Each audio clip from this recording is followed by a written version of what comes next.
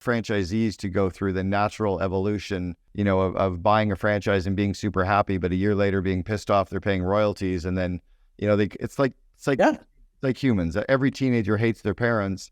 As soon as we have our own kids, we realize our parents weren't as screwed up as we thought they were, right? It's like, well, I guess they tried their best. All right, we've got a great episode for you today. You're going to love it listening or watching to this one. We have Allan Alarcon, who is the Chief Growth Officer and co-founder of ResiBrands. They are one of the fastest growing franchisors in North America. They own 3 franchise companies already. That One Painter, Garage Up, and Pinks. Fantastic growth model, fantastic focus on leadership, some crazy similarities between what they're doing and what we did back at 1-800-GOT-JUNK. Their obsession with the book, The E-Myth, some of the lessons from John Maxwell on leadership, and then Allan's real focus around being a true mentor and coach and growing of people, obsession of bringing great people into the company, and a really strong focus on branding and marketing as well. You're going to love this episode. We will see you on the inside.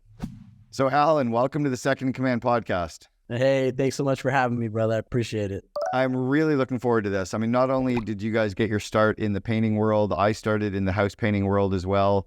We know some of the similar people from that industry, but I was in Austin, Texas, where you're based 2 weeks ago, and I heard your CEO, Steven, on the My First Million podcast, reached out to your company that day and said, I need to get you guys on here to learn a little bit more about ResiBrands and what you're doing in the franchising space. And you're based in Austin, so we got a couple of little ties in there right away. Yeah, thank God you were here for some good weather, brother. That was actually, well, I got the tail end of a little bit of rain, but it was nice. So let's start off by telling us what you're doing, because you're doing a couple of things in the franchising space that is unique. You're also doing it very quickly because you've got a few brands up and running right out of the gate, or at least it feels like out of the gate. Has it been a long time to get to the night before the overnight success? Yeah, it's funny, right? The overnight success story, right? No, but yeah, it's been wild. So basically, Steven and I started that One Painter. Well, he founded it. Him and I are cousins. Back when actually we were roommates in Austin, Texas, he founded the company and started building it, just basically hiring buddies of ours. And it was very much like a solopreneur, solo entrepreneur type endeavor of his. And I got my start in home services, actually in pest control, and was hired to do services, and then quickly realized that sales paid more. So I started doing door knocking and really got my leg that way and getting going. And it's been a heck of a journey. Then I grew my own companies. I was one of the youngest GMs at Massey's Services. They're one of the largest in that entire space. Anyways, kind of built a whole career there. And then about 5 years ago now, chose to come on board with Steven full time. And our original goal was to become the largest paint company in Austin. And then we wanted to grow it kind of from there. Happy to say that I joined the team. We started doubling revenue, Steven and I, every year from there in the Austin location. And it was just an amazing, 2-3 year trajectory of growth. And really we were like, okay, well, how do we grow from here? We were contemplating doing like a corporate model where we would open maybe a location in like Austin or San Antonio, Houston, Dallas, and expanding that way, maybe OKC and a few other areas that we felt like could be ripe for the picking. But we hired a business coach and kind of looked at different models. We even looked at profit sharing models and just different things, just looking at like, hey, what are the different ways you can grow? And really fell into franchising because a business coach introduced us to a gentleman named Gary Occhio-Grosso with Franchise Growth Solutions. He's an amazing guy. He was part of Dunkin' Donuts, Five Guys, a bunch of other big franchise brands. He's kind of an old New York sage of franchising, and really sold us on the idea, helped us understand what it was, how it was basically giving people the opportunity for the American dream, and how it really required of us as franchisors to be great mentors, coaches, and developers of leaders, and how it really enabled us to be more involved in that side of the business and not so much like this top-down hierarchy structure. So that really resonated with both of us. And we read a book called E-Myth by Michael Gerber, and then 21 Irrefutable Laws of Leadership. And I think that all cemented it. Steven read them first and was like, hey, dude, you got to read these. We read E-Myth, fully fell in love with the true product of business is business itself. And we really became hyper obsessed with building out processes, which is funny because I went from this boots on the ground sales guy to like all of a sudden doing what I always thought I never would do, which is sitting on a computer and writing everything out. But anyways, so that kind of led us down that path, and then got into franchising. Honestly, I would say a little naive. Oh. We didn't know the world at all. We just looked at our phones and everyone was a potential franchise candidate. And we just knew we were going to like pave a path of success for anybody who believed in us. And our original goal, we started franchising. We were like, man, if we can sell 20 units, if we get to 20 units, then we're going to be good. Well, we must have had something good, a really good branding, really good marketing, because I think within just the first couple of months, we had already sold 7. And so Steven and I looked at each other and we were like, man, okay, this is going pretty well. We had actually started reading Sell or Be Sold and getting into Grant Cardone sales training at that time too. So Steven and I were like, we need to 10X our goals. So we went to 200 and started telling everybody that our goal for franchising of that one painter was 200 units. Yeah, here we are. We're probably approaching the 130 unit mark. Yeah, rapidly growing. I think we're going to be approaching 200 units probably by the summer of this upcoming year at the rate that we're growing. Currently, for like the last 3 to 4 months, we've been selling between 20 and 30 units every month, and our pipeline's never been more full. In that time, we also realized we're pretty good at this, and we've always wanted to start a couple other home service concepts.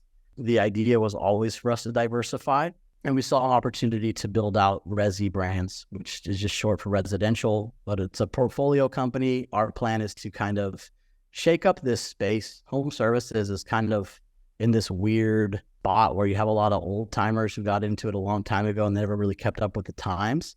Oh. But then you have a lot of unsophisticated younger guys who are getting into it, but don't actually fully understand the complexities of running a large company and the branding efforts that it takes, the marketing efforts that it takes, like all that stuff, the level of perfection of your systems and processes and how heavily they're going to get tested. So anyways, so we now have 2 other concepts, Garage Up, which is the first ever total garage renovation franchise. We just started franchising that one about 6 months ago. We launched the corporate office the beginning of this year. So we're very excited about that one. We basically do everything from garage doors, garage door repair, epoxy floors, basically anything you can think of in the garage, we do all of it. Some were like a kitchen renovation company. We realized that the garage space was very fragmented.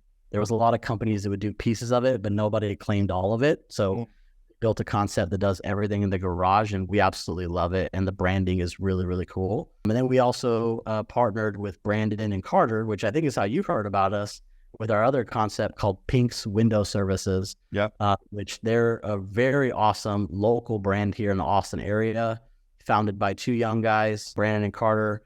They're just phenomenal. They both came from complete different background to home services, but got into it and have shaken it up. And I think they have one of the coolest window cleaning companies I've ever seen. And it's really fun and a very young brand, very vibrant. They're kind of, bringing sexy back to blue collar, if you will. It's cool. You're touching on so many really interesting points that one thing is super crazy funny. Brian at 1-800-GOT-JUNK, where I was the COO, his favorite and first business book he ever read was The E-Myth. And I tell you, if you haven't read that book, people have to read that book. I agree. So many foundational aspects of that are powerful. When Michael Gerber came into our offices in Vancouver and looked around, he was just like, wow, you guys really did what I said. And we're like, we were so scared of failing. Of course we did what you said. Like, you kind of have to. But then the other thing you talked about, and a couple, one is that so many businesses in the franchising space are kind of have been doing it forever and that nothing's really changed. It's so true. Yeah. It's the same players from it's the First Service Group, it's the Service Master Group, it's the Dwyer Group with Dina and her brothers. Like, it's the same people for 20, 30 years. Yeah. No one has coming in and decided to shake it up and do things a little differently. But your focus around developing leaders and being good mentors, that was always my approach as well. I always believe that our job is to grow people. I think it's very easy for franchises to sell the first 7 units. Most franchisors never get past 7. I don't know if you knew that number, but most franchisors never get past 7 units because then they start having to deliver on their promises.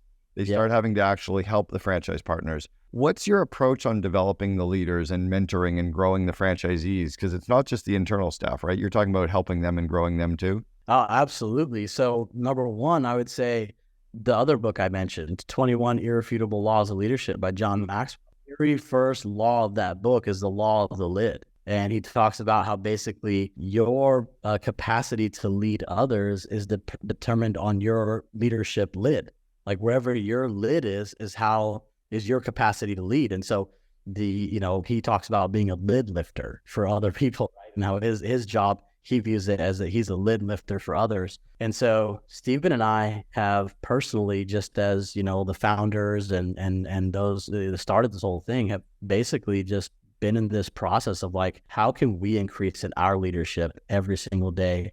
How can we pour into ourselves? And it is rewarding to see that investing into yourself is really how you actually end up investing into others. And so that's been number one. Number two is you have to do it alone. You got to bring on other great people. And so for how young we are, we could have profited more money, but we didn't. We went and we are the first franchisor that I'm aware of. We secured John Maxwell as our mentor for Resi. There was a door that Stephen was able to open, and John Maxwell himself jumps on a personalized, group call with all of our owners and fields questions and gives a lesson that's tailored just to Resi. Came at our convention, like for a 2.5-year-old company. And especially this is a guy who gets paid a lot of money to speak at Chick-fil-A and these huge Delta, because he saw Stephen and I, and he loved our story. We actually go over one of the laws of that book. And we're actually now doing the laws of communication, which is another book that he did. But every single staff meeting, we review one of the laws, and it's ingrained in part of our culture. And so we tell every staff member at Resi Corporate that everyone's a leader, even if today they're just leading themselves. Oh, and John Maxwell, if you haven't heard of him, his speaking fees in around $150,000, $200,000 per event. So when you guys have got him as a personal mentor, I think his Zoom speaking fee is around $50,000 now. He's 5x what mine is. So you got business coaches early on. You've got really solid mentors early on. You're bringing those mentors and coaching into the franchising world. How many of your 200 locations that you sold are open now? Open today? Well, we haven't sold 200. We're on our way to selling 200. I'm sorry, 140. Yeah, it's about 130, 140. That's exactly right. But yeah, it's launched right now. I think we're approaching like 70, 72, something like that are open today. So we have the rest of those, because we've signed so many in the last 60 days. A bunch of those are going to launch probably February, late January, February timeframe, somewhere around there. What do you think makes a franchisee successful in their first year? What is it? What are the common 3 things that they all do, or 5 things that they all do? Yeah, that's a great question. I have thought about that one long and hard. And, in franchising, everyone tells you, well, follow the system. If you follow the system, you'll be successful. I think the piece that is not glamorized or maybe highlighted enough is you have to be emotionally very strong, and you have to have a very strong character, because anytime you start anything, your character will be tested. And the ones who can go through the bad days and not be moved tend to stay, the ability to focus. It's just a weird thing that some people either have it or they don't, because you say follow the system. The problem is that we're human beings, and everyone has a crappy day, and then they get discouraged, and then it translates to a crappy week. But then you talk to the franchisee and they still want to follow the system, but something's happened in their heart and in their head where they've gotten off track. It has nothing to do with rationale. It's no longer rational. It's completely emotional. And that's the piece that I would say the emotional fortitude and the focus, I think, is when I look at my most successful franchisees, they had that. Day in, day out, they had that. It's interesting. We call that at College Pro Painters, they called it the fundamental ability to regulate your emotions. And it was the ability to handle short-term pain for long-term gain, right? The ability to go through the ups and downs and regulate. And a lot of people just don't have that. A lot of people lose their shit when it gets hard. And I get it. It's hard, right? Have you ever come across any of Greg Nathan's work? Greg Nathan wrote about the 6 stages of franchising. I've heard of him, yes, in franchising, but I haven't read anything of his. Just find it's a 2 or 3 page article called the six stages of franchising. Well worth you and Stephen reading and sharing with your franchisees. I've taught so many franchisors just that one simple concept. And it talks about the ability of franchisees to go through the natural evolution, of buying a franchise and being super happy, but a year later being pissed off they're paying royalties. And then, it's like humans. Every teenager hates their parents. As soon as we have our own kids, we realize our parents weren't as screwed up as we thought they were, right? It's like, well, I guess they tried their best. It's true. I think that's a good comparison. Oftentimes we make jokes about how our franchisees feel like they're our kids, but to a degree, it does feel that way. I think one thing that we've done well too is that I do think there's a little bit of an overusage in franchising of this concept of the franchise family. We're creating a family. It's no, we're not. No. We are a partnership. Like, we view our royalty as a partnership with our franchisee, and we actually want to have, sometimes when it's family, you don't say what needs to be said, or you give. There's some pretty dysfunctional families out there. Yeah. And you end up giving concessions maybe that you shouldn't, right? And stuff like that. And so we view it more as like a business partnership, and we are the most motivated and most, partner you can have, because we're aligned with the franchisee completely. So that's why at 1-800-GOT-JUNK, we called them our franchise partners, not franchisees, is because we believed in that exact same thing. Talk about, how did you fund this? I mean, you and Steven weren't just like independently rich and throwing all your own cash at it. Have you growing off cash flow? Are you growing off royalty revenues or franchise fees or investment? Yeah, I think maybe that's possibly one of the most, if we ever get to a point where we grow enough where people want to hear a book or a story, I think the most fascinating piece is that we've self-funded all of it. And still have. Almost everyone that has gotten to our size has had to turn to private equity or something like that. The truth is that Steven and I have just continued to reinvest any sort of gain. We've made a very conscious decision to play a long-term win here. And it's been a lot of sacrifice. Thank God, like I said, our Austin location was doing multi-millions. And so we had good profits there, and we're able to save up and have a nest egg to get started. But franchising takes a while to build, and it's an expensive business model for the franchisor in the beginning. Now, the long-term payoff is great, but those first few years are definitely very expensive. And really, we've just been very good at, like, we have increased our corporate location presence as we've been increasing our franchise locations, and it's helped offset some of the cost. I think that, together with, we've just been able to make some wise decisions and avoid some costly mistakes. How many corporate locations do you have? Of the 130 locations, how many are corporate locations?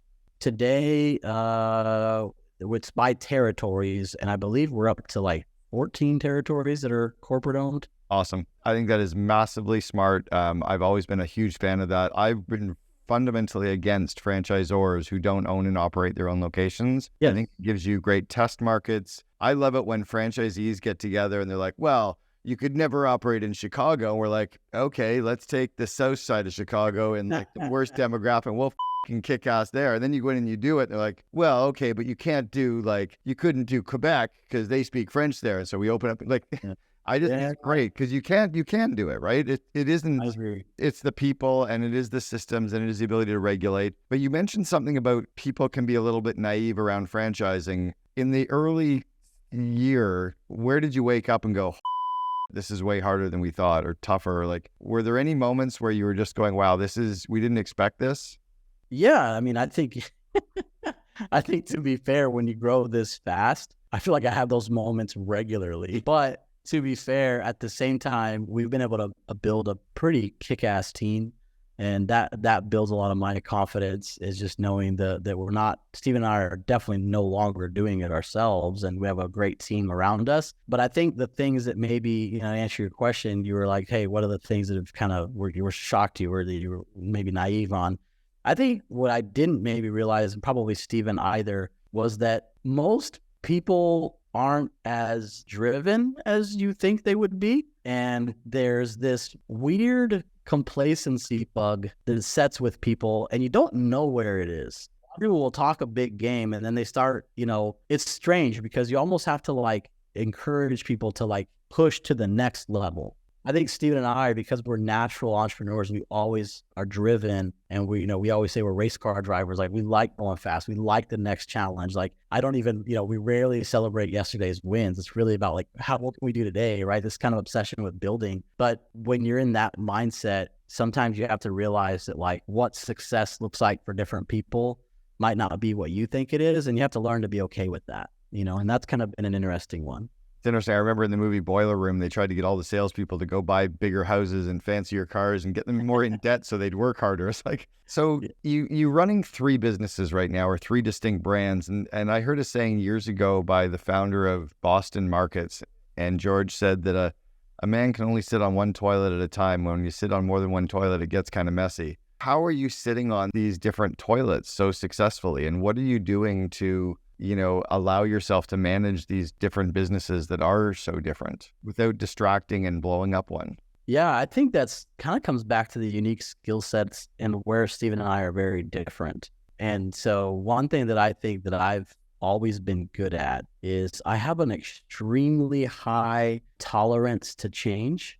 In fact, I almost enjoy it. I'm the kind of personality type that if we're in a vehicle having a conversation and we get in a damn near horrible accident, my heart rate will barely rise and I can continue the conversation like nothing happened. And I used to think that other people were like that. And then I realized, no, you're just strange. Like that's a weird thing, right? Your capacity to just prioritize stuff in such a quick way. And I love moving from one thing to the next. And so Steven and I have done a great job where he will go sit somewhere, cast vision, lay it out.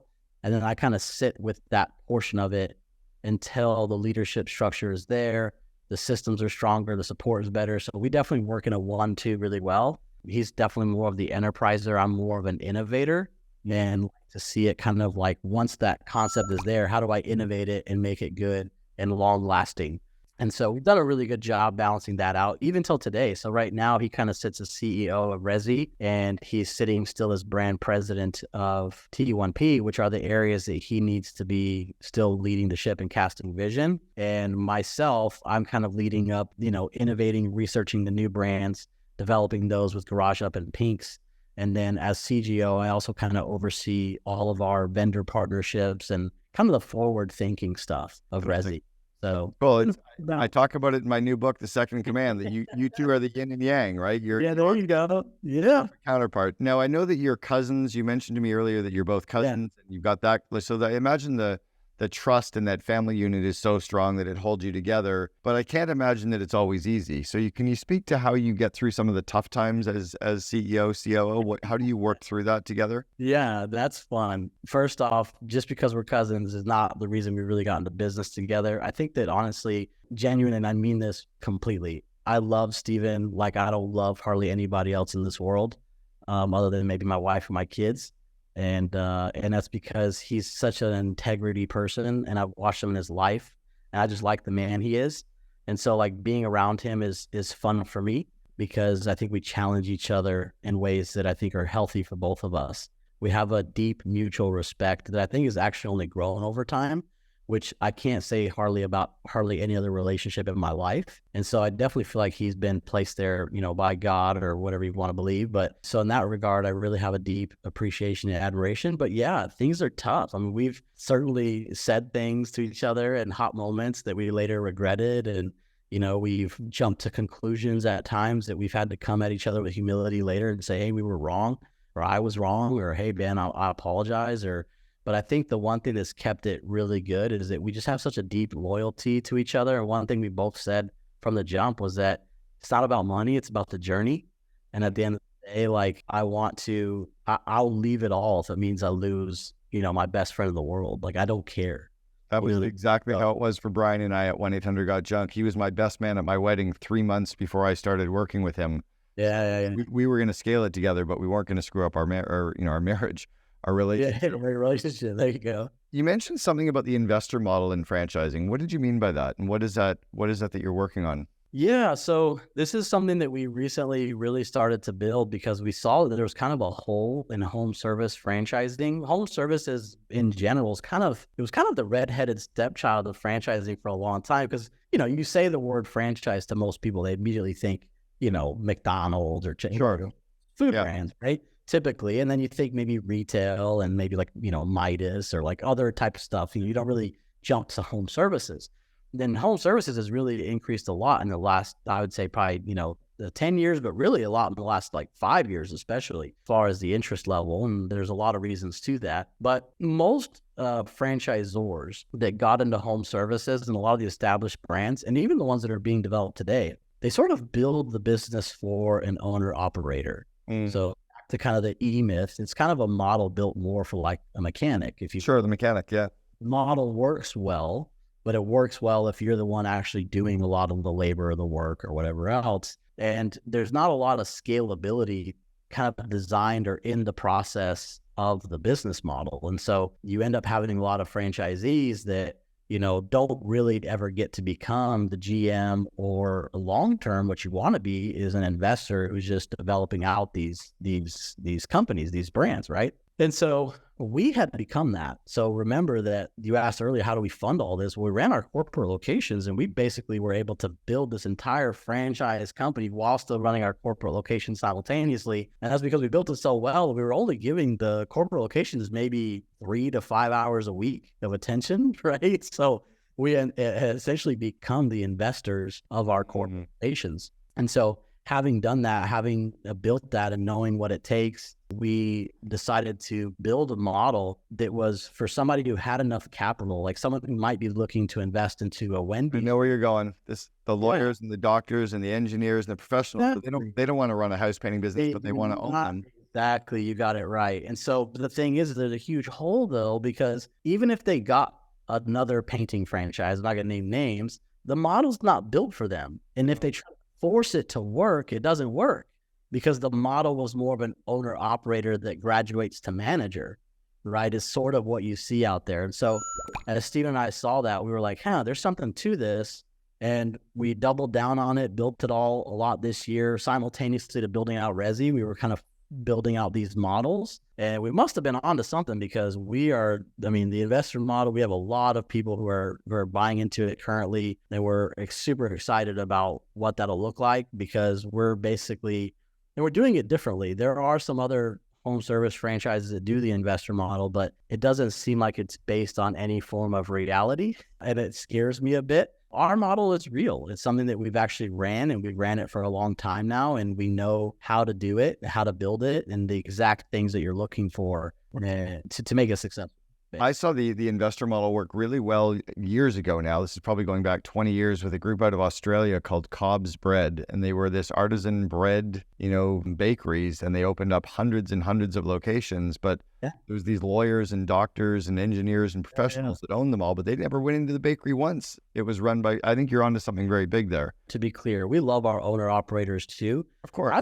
We think if I was a franchisee, I would want a franchisor that had that model, because that's long term. If you're an owner operator, that's where you want to get eventually, right? Right. And you're with a brand that never has had that, or no one's even built that out. Well, then you're still going to have to spearhead that and do a lot of the hard lessons along the way. Whereas with our brands, we're spearheading and modeling that ahead of time, so that people coming in know that it's a model that's tried and proven and will work. Yeah, so I like that a lot. Yeah, most of your independent franchise partners are going to eventually, hopefully, become multiple unit operators, right? Where they're operating and somebody else is running. We would definitely love that. You mentioned a little bit to me just before we were starting, or right at the very beginning, that in many ways the COO is kind of the sidekick, and you carry a lot of the burden of the business, but you don't get a lot of the limelight of the business. Can you speak about how you manage that, or does that just come naturally to you? Definitely doesn't come naturally. I think it's also something that life's taught me over time. I told you, I think I am kind of, I would call myself maybe the ultimate sidekick. And that's weird, right? Everyone wants to be Batman. Nobody wants to be, weak old Robin over there, right? Or whatever it is, right?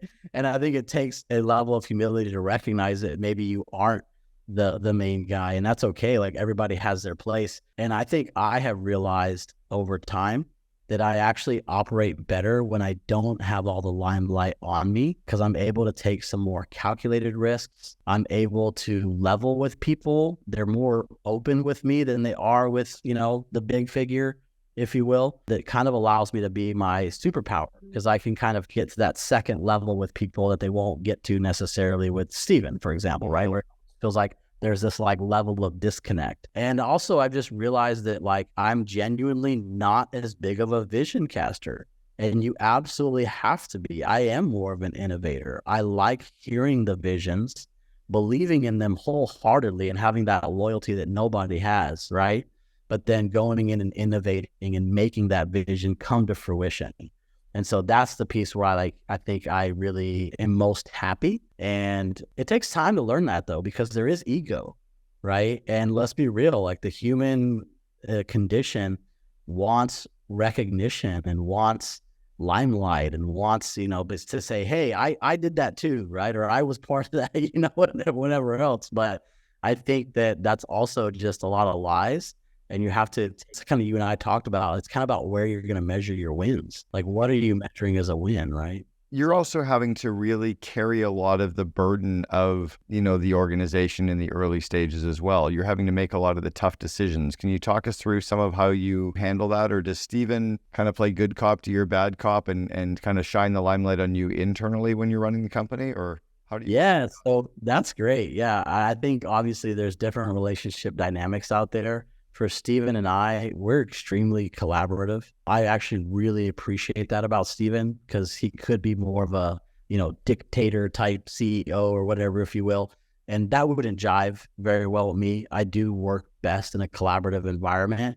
And another thing that I'll have to give props to Steven is, as a CEO, I've seen people who marry themselves to their ideas almost to a fault. Steven will come up with an idea and be passionate all about it one day, and the next day be all on board about completely, dismantling it and building up the next thing. And so that's also a unique quality that Steven has that I know that not every visionary has, is to be able to not only create a vision, but also rapidly change it. That's actually a unique dynamic that I don't feel like all visionaries have. And so that's a really big thing that I appreciate. But yeah, as far as our interpersonal relationship, I think it's very collaborative. And yeah, everything that we build out, like, we typically want to always be in mutual agreement on. And we usually won't move forward on something if we don't both agree. I love that. So I'll read a quick quote and I'll ask you one final question. This is part of a quote that was on my first book, Double Double. And Simon Sinek, from the author of Start With Why, on my cover said, Walt Disney had Roy Disney, Herb Kelleher had Roland King. And he goes on to speak a little bit about me. I think in this way, we've got Steven has got Allan. You guys are definitely a solid pair, a solid partner. I'd like you to go back and give yourself some advice. If you were to give the 21-year-old Allan Alarcon some advice, what advice would you give the younger you? A little more patience with people. And I wish that I could understand that I don't have to be the person out front to be part of a winning team. And that took me a long time to understand. I was kind of climbed the corporate ladder and tried to do a lot of my own things, and even ran some businesses before coming here with Steven. And I think it took me a long time to realize that, like, I can have just as big of an impact, being like behind the scenes, or being kind of that right, or the sidekick, if you will, as leading something of my own. I always knew I wanted to be a business owner. I always knew I wanted to be an entrepreneur. I guess I just didn't realize that I didn't have to do that by myself for a long time, and that I could do that and be a great partner. And that's what I've become. And I'm actually happier. I'm more fulfilled, and I'm enjoying the heck out of the journey. You are speaking to everybody who listens to the Second Command podcast. So that's good to know that there's more of us out there. Lots of us. Allan Alarcon, the COO, or Chief Growth Officer and co-founder of ResiBrands. Thanks so much for sharing with us on the Second Command podcast. I really appreciate your time. I'm already happy. My grandfather had said to my dad when I was 2 years old, with a name like Cameron Gardner Herold, he's going to be something someday. And I heard that saying so many times that it became very stressful for me. I didn't like it. And then, I don't know when it was, about 10 years ago, I realized I was already there. I didn't have to keep chasing anything to be successful.